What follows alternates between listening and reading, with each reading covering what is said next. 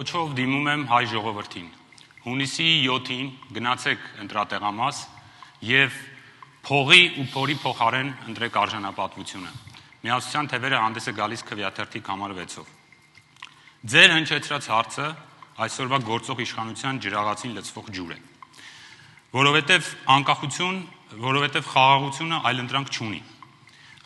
այլընտրանք չունի, բայց խաղաղության չպետք է հասնել ամեն գնով, այս վատ բանակցված փաստաթղթի վերաբերյալ մեր ուժի վարչապետի թեկնածու Արման Թաթոյանը հայտարարել է. մենք պատրաստ ենք ստորագրել խաղաղության պայմանագիրը,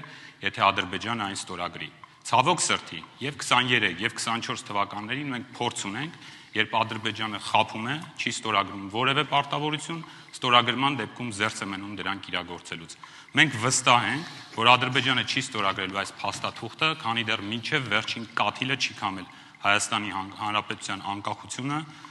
հայ ժողովրդի արժանապատվությունը եւ հայկական պետականությունը։